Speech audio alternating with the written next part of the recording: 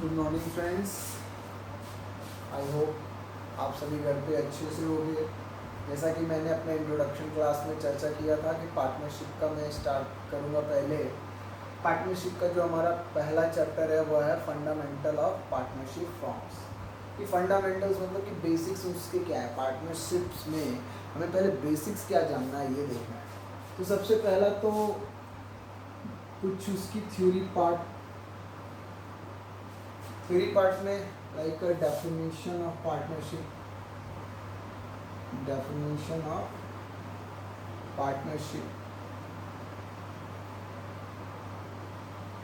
फिर है characteristics,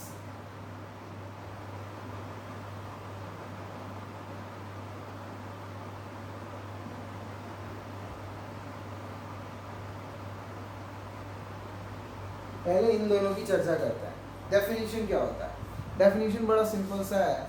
जब दो या दो से अधिक लोग मिलकर एक बिजनेस स्टार्ट करते हैं यानी टू और more person with combined start a business for motive of profit with an agreement, मतलब एक एग्रीमेंट के तहत प्रॉफिट मोटिव रखते हुए, मतलब दिमाग में जो उनका उद्देश्य है वो प्रॉफिट का है और एक बिजनेस स्टार्ट करते हैं जब दो या दो से अधिक लोग, वो होता है पार्टनरशिप।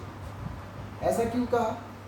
बिकॉज अगर आप प्रॉफिट नहीं कमाने का उद्देश्य रखते हो तो वो पार्टनरशिप नहीं है। अगर आप अपना ऑब्जेक्ट प्रॉफिट का नहीं रखते हो तो वो पार्टनरशिप नहीं है। क्योंकि आपके ही इस सिलेबस में एक एनजीओ का चैप्टर है, नॉन गवर्नमेंट ऑर्गेनाइजेशन। वहाँ पे भी दो या दो से अधिक लोग मिलकर सेवा भाव का कार्य करते हैं, सर्विस देते हैं फ्री में, तो वो हो जाता है एनजीओ यानी कि नॉन गवर्नमेंट ऑर्गेनाइजेशन। और जब कोई बिजनेस प्रॉफिट को ध्यान में रखते हो, मोटिव हमारा प्रॉफिट हो, टू और मोर पर्सन हो, बिजनेस क्या होना चाहिए? वैलिड होना चाहिए। जैसे कि गन ड्रग्स का बिजनेस कर रहे हैं तो वो पार्टनरशिप नहीं कहलाएगा। और एक एग्रीमेंट के तहत आते हैं तो उसे हम पार्टनरशिप कहते हैं। ये बात हुई डेफिनेशन ऑफ पार्टनरशिप की। फिर आते हैं कैरेक्टरिस्टिक्स क्या होता है। तो कैरेक्टरिस्टिक्स में सबसे पहले आता है टू और मोर पर्सन, यानी कि दो या दो से अधिक लोग पार्टनरशिप में होते ही होते हैं। ये इसका सबसे पहला कैरेक्टरिस्टिक्स है। दूसरा, प्रॉफिट मोटिव बिजनेस।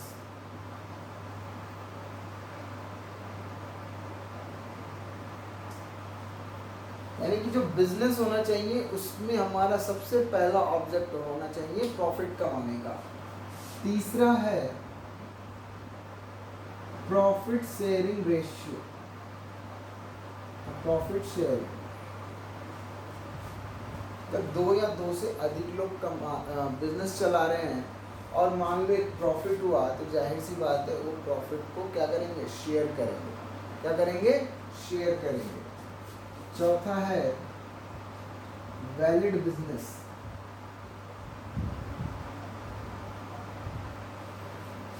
कि कोई ना कोई व्यवसाय तो करें लेकिन कैसा? वैलिड होना चाहिए, यानी कि लीगल होना चाहिए। इनलीगल बिजनेस का अगर आप काम कर रहे हो तो वो पार्टनरशिप नहीं कहलाएगा। पांचवा है एग्रीमेंट।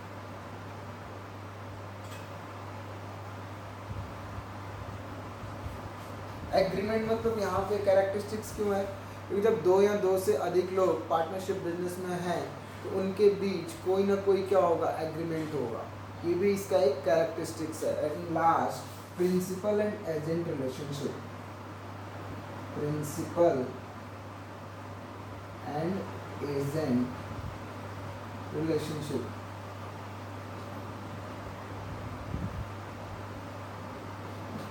कैसे? ए और बी दो पार्टनर हैं किसी बिजनेस में, तो ये एक दूसरे के लिए प्रिंसिपल और एजेंट का काम करते हैं फॉर्म के लिए। जो इनका बिजनेस है, जो इनका फॉर्म है, वो हो गया प्रिंसिपल,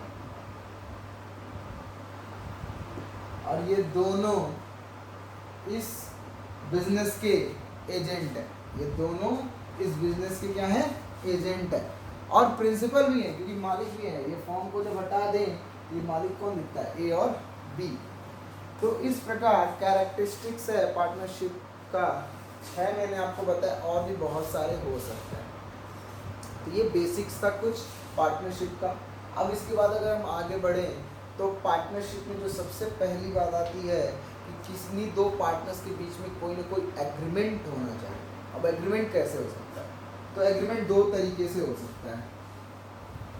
एग्रीमेंट या तो ओरली या तो रिटेन। एग्रीमेंट या तो ओरली या तो रिटेन, दो तरीके से ही होगा। पहला क्या है? Oral agreement.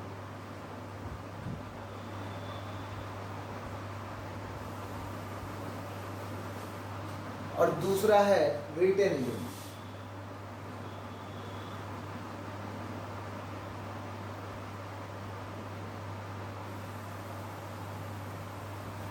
Oral agreement means कि दो लोगों ने अपने बीच में कुछ डिसाइड किया और बिजनेस को स्टार्ट कर दिया, वह है ओरल एग्रीमेंट। और रिटेन एग्रीमेंट कि दो लोगों ने अपने बीच जो भी डिसाइड किया उसको एक पेपर पे लिखा, उसमें कुछ गारंटर्स ने सिग्नेचर किया, जो पार्टनर्स है उन्होंने सिग्नेचर किया, स्टैम्प्स लगे, नोटरी हुआ, तब जाके वो रिटेन एग्रीमेंट होगा। इसी रिटेन एग्रीमेंट को बोलते हैं पार्टनरशिप डीड। पार्टनरशिप डीड, यही रिटेन एग्रीमेंट पार्टनरशिप डीड बन जाता है। इस पार्टनरशिप डीड में बहुत सारी चीज़ें होती हैं। पहला name of partnership form, address of partnership form, name of partners, address of partners, उनके बीच में जैसे प्रॉफिट डिस्ट्रीब्यूट होगा कि 100 रुपये कमाए तो ए कितना लेगा, बी कितना लेगा, तो प्रॉफिट शेयरिंग रेशियो डिसाइड होता है, उसे बोलते हैं प्रॉफिट शेयरिंग रेशियो। इसी पार्टनरशिप डीड में डिसाइड होता है प्रॉफिट शेयरिंग रेशियो।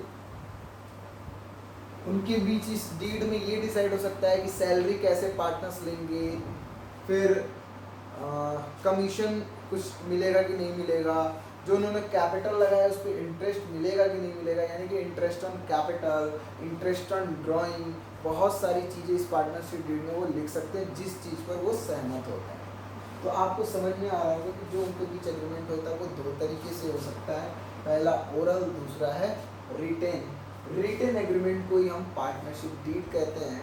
इस पार्टनरशिप डीड में बहुत सारी चीज़ें लिखी जा सकती हैं, कुछ मैंने एग्जांपल्स भी दिए हैं। इसमें से जो मेन थे, एक तो प्रॉफिट शेयरिंग रेशियो मेन है, क्योंकि प्रॉफिट शेयरिंग रेशियो नहीं डिसाइड होगा तो वो अपने बीच में प्रॉफिट को बांटेंगे कैसे। इसके बाद हम अगर आगे बढ़ें तो नेक्स्ट है हमारा, एक आपके बीच टर्म दिया हुआ है आपके बुक्स में, LLP। LLP का मतलब होता है limited liability partnership. Limited liability partnership. Limited liability partnership क्या होता है? ये एक ऐसा फॉर्म है, मतलब कि पार्टनरशिप का ही ये कह लो, एक्सटेंडेड वर्जन कह लो। इसमें पार्टनरशिप में पार्टनर्स का जो लायबिलिटी होता है वो क्या होता है? लिमिटेड होता है। जबकि नॉर्मल पार्टनरशिप जो पार्टनरशिप एक्ट 1932 के अकॉर्डिंग बनता है उसमें पार्टनर्स की लायबिलिटी अनलिमिटेड होती है। अभी लायबिलिटी क्या है सर? लायबिलिटी से यहाँ मतलब है कि अगर कभी फर्म दिवालिया हो जाए, यानी कि इंसॉल्वेंट हो जाए, तो जो उधारी यानी जो डेब्ट पार्टनर्स ने या फर्म ने लिया है उसको चुकाने के लिए उन्हें अपने घर से भी पैसे लाकर देने पड़ेंगे। ये कहता है पार्टनरशिप एक्ट 1932। कैरेक्टरिस्टिक्स जो मैंने आपको अभी पहले बताया उसमें एक और कैरेक्टरिस्टिक्स आप जोड़ सकते हो, उसमें होता है अनलिमिटेड लायबिलिटी। एक और कैरेक्टरिस्टिक्स आप जोड़ सकते हो। उसी टर्म में आगे मैं आता हूँ कि लिमिटेड लायबिलिटी पार्टनरशिप होता है, उसका एक्सटेंडेड वर्जन है, ये कंपनीज एक्ट के अकॉर्डिंग आता है। कंपनीज एक्ट 2013 के अकॉर्डिंग इसमें कार्य किया जाता है। लिमिटेड लायबिलिटी पार्टनरशिप में जस्ट अपोजिट है। यहाँ पे पार्टनर का जो लायबिलिटी होता है वो लिमिटेड होता है। अगर उसने फॉर्म में 1 लाख रुपए का कैपिटल लगाया हुआ है तो उसकी लायबिलिटी इस कैपिटल तक ही है। अगर फॉर्म कल को डूब भी जाती है या इंसॉल्वेंट हो जाती है तो उसके बाद पार्टनर्स को पैसे नहीं लगाने पड़ेंगे। पर जो पार्टनरशिप हम पढ़ने वाले हैं, यानी कि पार्टनरशिप एक्ट 1932 के अकॉर्डिंग जो है, उसमें अगर फॉर्म हमारी क्रिएट हुई है, बनी है, तो वहाँ पर पार्टनर्स का जो लायबिलिटी होता है वो होता है अनलिमिटेड। आपको फर्क समझ में आ रहा होगा, एलएलपी में नाम भी है लिमिटेड लायबिलिटी पार्टनरशिप। आप इसका डिफरेंस का जहाँ आपके बुक साइड बुक में दिया हुआ है देखोगे तो आपको समझ में भी आएगा। इसके बाद अगर हम आगे बढ़े तो पार्टनरशिप डीड मैंने आपको समझा दिया कि क्या होता है। पार्टनरशिप डीड के बाद एक हमारा नेक्स्ट टॉपिक आता है rules applicable in the absence of partnership deed. कि जब हमारे बीच में यानी दो पार्टनर्स या उससे अधिक जितने भी पार्टनर्स हैं उनके बीच में पार्टनरशिप डीड ना हो तब क्या क्या रूल लगते हैं। यानी कि जब ओरल एग्रीमेंट किया उन्होंने, ओरल एग्रीमेंट किए रहेंगे तो उनके बीच पार्टनरशिप डीड होगा नहीं, क्योंकि पार्टनरशिप डीड होता क्या है, रिटन एग्रीमेंट। और जब उनके बीच में रिटन एग्रीमेंट है नहीं तो दो रूल तो कंपलसरी है जो लग जाता है ऑटोमेटिक। पार्टनरशिप एक्ट 1932 के हिसाब से जो ऑटोमेटिक दो रूल लगते हैं, ये टॉपिक है हमारा rules applicable in the absence of partnership deed. यानी कि जब पार्टनरशिप डीड नहीं है तब क्या क्या रूल लगता है। तो सबसे पहला है इक्वली प्रॉफिट शेयरिंग रेशियो। यानी कि जो उनके बीच में प्रॉफिट शेयरिंग रेशियो होगा वो क्या होगा, बराबर, यानी कि इक्वली होगा। अगर 100 रुपये कमा रहे हैं, ए और बी दो पार्टनर हैं, उनके बीच में पार्टनरशिप डीड नहीं है तो वो प्रॉफिट को इक्वली बांटेंगे, ए का 50 रुपये, बी का भी 50। और एक जो लास्ट सेकेंड रूल है वह रूल ये है कि interest on loan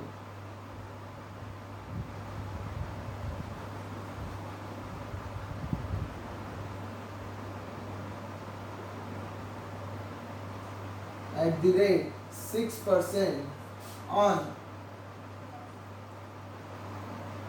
given by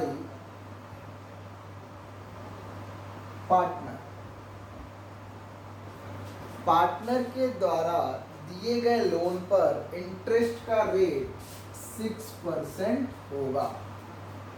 ये आपके 1 नंबर के क्वेश्चन में लगभग हमेशा आता है कि पार्टनरशिप डीड अगर पार्टनर के बीच में नहीं है, मतलब कि in the absence of partnership deed what rule applicable in case of partnership form.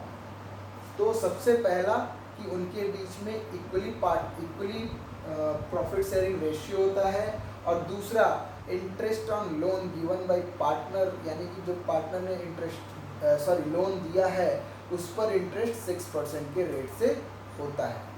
इसके बाद कोई भी चीज़ पार्टनर को नहीं दी जाएगी, ना तो कैपिटल पे इंटरेस्ट दिया जाएगा, ना तो कोई कमीशन दिया जाएगा, ना ही कोई commission, salary, interest on capital कुछ भी नहीं दिया जाएगा, ना ही इंटरेस्ट ऑन ड्राइंग लिया जाएगा।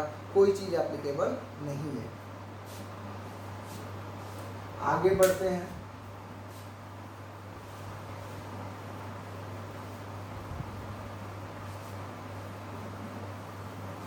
अब आगे हम बात करते हैं, जैसा कि मैंने अपने इंट्रोडक्शन क्लास में बताया था कि पार्टनरशिप में हम यहाँ जो सीखेंगे कि अपना पार्टनर्स अकाउंट कैसे मेंटेन करते हैं, क्या क्या बनाते हैं। तो मैंने बताया था कि वो भी simply trading account, P&L account और बैलेंस शीट बनाते हैं। और उस इंट्रोडक्शन क्लास में बताया था कि 2 अकाउंट्स और उनके जुड़ जाते हैं, पहला P&L एप्रोप्रिएशन अकाउंट, दूसरा partners capital account. P&L appropriation account क्यों बनाया जाता है? Profit and loss appropriation account.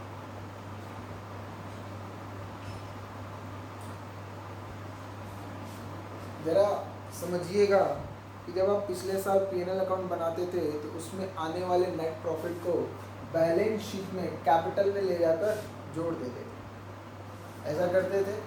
Drawing होता तो वहाँ घटा लेते थे। ऐसा इसलिए होता था क्योंकि वहाँ पर जब आप फाइनल अकाउंट तैयार करते थे तो मालिक एक होता था, यानी कि आप फाइनल अकाउंट जो तैयार करते थे वो प्रोप्राइटरशिप बिजनेस का होता था। पीएनएल में आने वाला नेट प्रॉफिट पूरा का पूरा उस मालिक का होता था।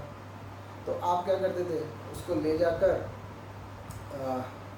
बैलेंस शीट के कैपिटल में जोड़ देते थे, भाई वो पूरा का पूरा प्रॉफिट उसी का है तो उसी के कैपिटल में ऐड होना है।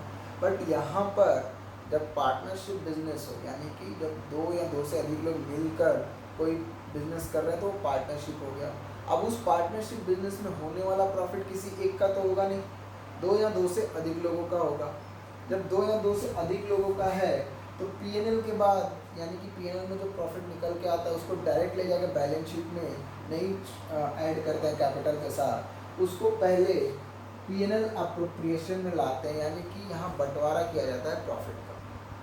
इसीलिए इसका नाम है profit and loss appropriation account. इसका नॉर्मल फॉर्मेट है लेजर जैसा ही।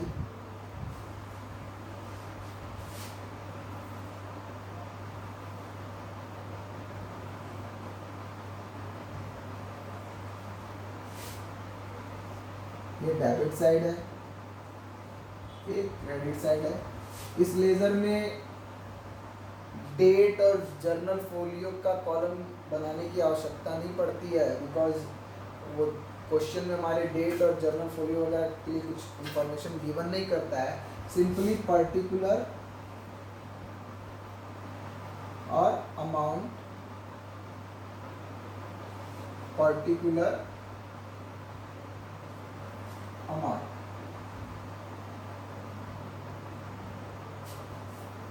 जरा समझते हैं कि पीएनएल अप्रोप्रिएशन बनता कैसे है। अगर आप पिछली क्लास में जरा ध्यान दोगे तो ट्रेडिंग अकाउंट में जब आपका ग्रॉस प्रॉफिट आता था तो उसको आप ट्रांसफर करते थे पीएनएल के क्रेडिट साइड में। अगर ग्रॉस लॉस आता था तो उसको ट्रांसफर करते थे पीएनएल के डेबिट साइड में। फिर उसके सहारे आगे काम करते थे, तो या तो नेट प्रॉफिट आएगा या तो नेट लॉस आएगा। तो नेट प्रॉफिट आता था तो डेबिट साइड में आता था। तो अगर मैं उसको कहूँ कि आपको ट्रांसफर करना है उस नेट प्रॉफिट को यहाँ पीएनएल अप्रोप्रिएशन में, तो उठा के किधर ट्रांसफर होगा, इस क्रेडिट साइड में। यहाँ पे आप लिखोगे by profit and loss account, या बाय नेट प्रॉफिट भी लिखा जा सकता है। अगर पीएनएल में लॉस आया है, नेट लॉस, तो वह क्रेडिट साइड में निकला होगा। तो जब हम उसको पीएनएल अप्रोप्रिएशन में ट्रांसफर करेंगे तो यहाँ लिखेंगे to profit and loss account, या टू नेट लॉस भी लिखा जा सकता है। और यहीं से हम पीएनएल अप्रोप्रिएशन बनाना शुरू करते हैं। ध्यान दीजिएगा, जब हमारे पास प्रॉफिट या लॉस होगा तो ही तो उसको बांटेंगे, उसी को तो बांटना है हमें। जो हम प्रॉफिट शेयरिंग रेशियो की चर्चा करते आ रहे हैं कि जैसे ABC 3 पार्टनर है, इनके बीच में एक प्रॉफिट शेयरिंग रेशियो डिसाइड है 3:2:1। साल का प्रॉफिट हुआ 60,000 रुपये। कितना हुआ, 60,000 रुपये। इसको जब बांटेंगे तो 3/6 A का हिस्सा हो जाएगा, यानी कि 30,000। 2/6 B का हिस्सा हो जाएगा, यानी कि 20,000। और 1/6 हो जाएगा C का, यानी कि 10,000। और इसी 60,000 को हम कैसे डिस्ट्रीब्यूट इस पीएनएल अप्रोप्रिएशन में करेंगे, ये हमें सीखना है। अभी पीएनएल अप्रोप्रिएशन कैसे कंप्लीटली बनाने के लिए जब हम कैसे सीखेंगे, उस पर आने से पहले जरा चर्चा करता हूँ कि पार्टनर्स अपने लिए फॉर्म में क्या क्या डिमांड कर सकते हैं। एक फॉर्म में काम करने वाला पार्टनर अपने लिए सैलरी मांग सकता है, किसी तरीके का कमीशन मांग सकता है। अगर ड्राइंग कर रहा होगा तो उसको उस ड्राइंग पे इंटरेस्ट देना पड़ सकता है। अगर कैपिटल पे वो हो सकता है कि वो इंटरेस्ट मांग सकता है, फॉर्म से कह सकता है कि मैंने जो कैपिटल लगाया है उसको मुझे इंटरेस्ट चाहिए। तो पार्टनर्स को जो दिया जाता है शेयर, वह फॉर्म के लिए खर्चा होगा। अगर फॉर्म उसको सैलरी दे रहा है या कैपिटल पे इंटरेस्ट दे रहा है तो वह फॉर्म के लिए क्या है, एक्सपेंस है। तो बात ये आती है कि फॉर्म जितने भी एक्सपेंस करता है उसको शो करता है प्रॉफिट एंड लॉस अकाउंट। कहाँ पे शो करता है, प्रॉफिट एंड लॉस अकाउंट पे। और अगर कोई इनकम होता था तो उसको भी प्रॉफिट एंड लॉस अकाउंट के क्रेडिट साइड में शो करता था, और खर्चा होता तो प्रॉफिट एंड लॉस के डेबिट साइड। पर यहाँ पर उल्टा है, अगर पार्टनर से रिलेटेड कोई एक्सपेंस है या पार्टनर से रिलेटेड कोई इनकम है तो उसको P&L अप्रोप्रिएशन में शो किया जाएगा। अगर मैं एग्जांपल के लिए इसी एग्जांपल को उठा लूँ कि ABC का 3:1 में रेशियो है और 60,000 का प्रॉफिट हुआ है, तो जब प्रॉफिट हुआ है तो वह क्रेडिट साइड आ जाएगा, अगर लॉस हुआ होता तो डेबिट साइड आ जाता। तो बाई P&L अकाउंट हमने डाला यहाँ पे कितना, 60,000। अब पार्टनर्स ने कहा कि हमें इंटरेस्ट ऑन कैपिटल चाहिए, यानी कि जो हमने कैपिटल लगाया उस पर इंटरेस्ट ऑन कैपिटल चाहिए। तो बड़ा सिंपल सा है, जब फॉर्म कोई खर्चा करता है तो उसको डेबिट साइड में डाल देता है, और जब कुछ कमाता है तो क्रेडिट साइड में डाल देता है। ठीक है, ये रूल भी पता है कि all expenses are debited and all incomes are credited. तो इंटरेस्ट ऑन कैपिटल जब पार्टनर्स को देगा तो फॉर्म के लिए खर्चा है, उसको यहाँ पे लिखेगा टू इंटरेस्ट ऑन कैपिटल।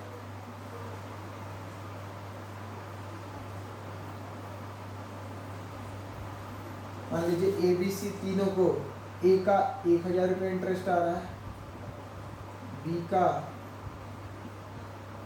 3,000 रुपये इंटरेस्ट आ रहा है, और C का 2,000 रुपये इंटरेस्ट आ रहा है। ये हो गया टोटल 6,000। मैंने एग्जांपल माना है, अभी मैंने कुछ इन्फॉर्मेशन गिवन नहीं किया आपके लिए। ऐसे ही हो सकता है उन्होंने कहा कि हमें सैलरी भी चाहिए, तो सैलरी मान लो हो सकता है कुछ डिसाइड किया हो तो सैलरी दे दे, सैलरी भी खर्चा है, सैलरी डबल साइड में आएगा। A, B और C। A को सैलरी मान लीजिए पूरे 4,000 रुपये साल भर के दिए जाते हैं, B को 6,000 रुपये दिए जाते हैं, और C को 9,000 दिया जाता है। तो ये हो गया 19,000। कितना हो गया, 19,000। अब इसके बाद वह और कुछ नहीं डिमांड कर रहा है, तो अभी भी अगर आप देखोगे 60,000 के प्रॉफिट में से 6,000 इंटरेस्ट ऑन कैपिटल के रूप में, 19,000 सैलरी के रूप में दे दिया गया, तो प्रॉफिट का अभी भी 45,000 रुपीज़ बचा हुआ है। कितना बचा है, 45,000 रुपीज़ बचा हुआ है। 60,000 में से अगर आप 25,000 घटाओगे तो 45,000, सॉरी 45 नहीं 35,000, सॉरी 1925, हाँ 35,000 प्रॉफिट के रूप में बचा हुआ है।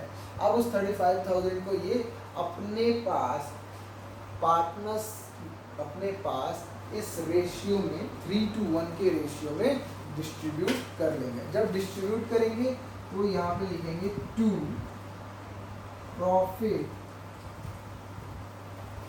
Transfer to capital account.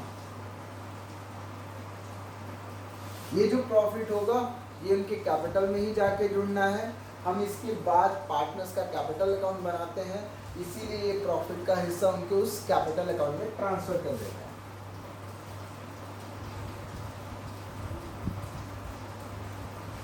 पहले ए का, फिर बी का कैपिटल, और फिर सी का कैपिटल।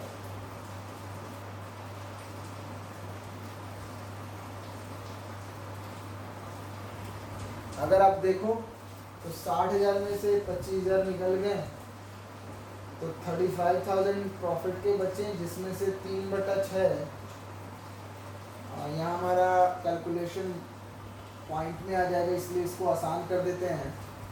यहाँ पे इसकी जो सैलरी है 1,000 रुपये घटा देता हूँ मैं, ये हो गया 18,000। तो अब हमारा ये खर्चा होगा 24, ये हो जाएगा 36,000। यानी हमारा जो प्रॉफिट बचा है वह बचा है 36,000। अगर हम इसको कट करेंगे तो ए का हिस्सा आएगा 18,000, बी का आएगा 12,000 और सी का आएगा 6,000। इस प्रकार ए का 18,000, बी का 12,000 और सी का 6,000, यानी कि 36,000 रुपीज़ इन्होंने अपने बीच में डिस्ट्रीब्यूट कर लिया प्रॉफिट के तौर पे। इसका टोटल हम नीचे लगा देंगे, 60,000 हो जाएगा। इस प्रकार पार्टनर्स अपने बीच प्रॉफिट का बंटवारा करते हैं। पार्टनर्स के बीच में कोई भी एग्रीमेंट हो सकता है, उसके अकॉर्डिंग उन्हें उस प्रॉफिट में से वो खर्चा देना पड़ता है। ध्यान दीजिएगा, प्रॉफिट होने के बाद उनका शेयर दिया जाता है, प्रॉफिट न होने पर उन्हें कोई शेयर नहीं दिया जाता है। प्रॉफिट हुआ तभी हम उनका इंटरेस्ट ऑन कैपिटल दे रहे हैं, प्रॉफिट हुआ है तभी हम उनका सैलरी दे रहे हैं। हो सकता है प्रॉफिट हो रहा है, हो सकता है उन्होंने ड्राइंग किया हो, तो उस ड्राइंग पे हम उनसे इंटरेस्ट भी मांग सकते हैं। ड्राइंग का मतलब कि जब कोई पार्टनर या मालिक जो होता है वह फॉर्म से पैसा विड्रॉ करता है, उस केस को हम ड्राइंग बोलते हैं। तो हम ड्राइंग पे फॉर्म उससे इंटरेस्ट का डिमांड कर सकता है। जब इंटरेस्ट हम ड्राइंग पे लेंगे तो वह फॉर्म के लिए इनकम हो जाएगा, उसकी पोस्टिंग क्रेडिट साइड में होगी। देखिए, पार्टनरशिप का चैप्टर पढ़ने के लिए 2-3 बातें दिमाग में ध्यान रखना पड़ेगा। पहला कि एसेट्स और लायबिलिटी इस पार्टनरशिप के सिलेबस में यानी चैप्टर्स में बड़े इंपॉर्टेंट है। आगे जब एडमिशन और रिटायरमेंट शुरू होगा तो एसेट्स का बैलेंस में 2-3 बातें बता रहा हूँ, आप हमेशा ध्यान रखिएगा। एसेट्स का बैलेंस हमेशा कैसा होता है, डेबिट बैलेंस होता है, और लायबिलिटी का बैलेंस हमेशा क्रेडिट बैलेंस होता है। ये आगे काम आएगा जब एडमिशन और रिटायरमेंट हमारा शुरू होगा तब। एक बात और ध्यान दीजिएगा, अभी मैंने जस्ट चर्चा ये किया है कि ये पीएनएल अप्रोप्रिएशन क्या है। नेक्स्ट वीडियो में चर्चा करूँगा कि पीएनएल अप्रोप्रिएशन में ये जो एंट्री आ रही है और पार्टनर्स कैपिटल में जो एंट्री जानी है वो कैसे बनती हैं, और पीएनएल अप्रोप्रिएशन और पार्टनर्स कैपिटल अकाउंट को मैं कनेक्ट करूँगा। ये वीडियो जो मेरा था वो थ्योरी पर्पस से मेन था। प्रैक्टिकल पोर्शन से मैं पीएनएल अप्रोप्रिएशन और पार्टनर्स कैपिटल अकाउंट कैसे बनाया जाता है इसकी चर्चा नेक्स्ट वीडियो में करूँगा, और आपको फॉर्मेट के साथ साथ एंट्रीज को भी समझाऊँगा। फिर थर्ड वीडियो में हम प्रैक्टिकल क्वेश्चन लगाना शुरू करेंगे। आज के लिए इतना काफ़ी है। थैंक यू आप सभी के लिए। आप सभी घर पे अच्छे से रहो। कोरोना के पीरियड में बेहतर है कि घर पे रहिए, अच्छे से पढ़िए, कम से कम बाहर निकलिए, और जितना हो सके अपने घर वालों को सेफ रखिए, उन्हें भी समझाइए, बड़ों का ख्याल रखिए, बच्चों का ख्याल रखिए। आई होप आप सभी घर पे अच्छे से रहो। Thank you.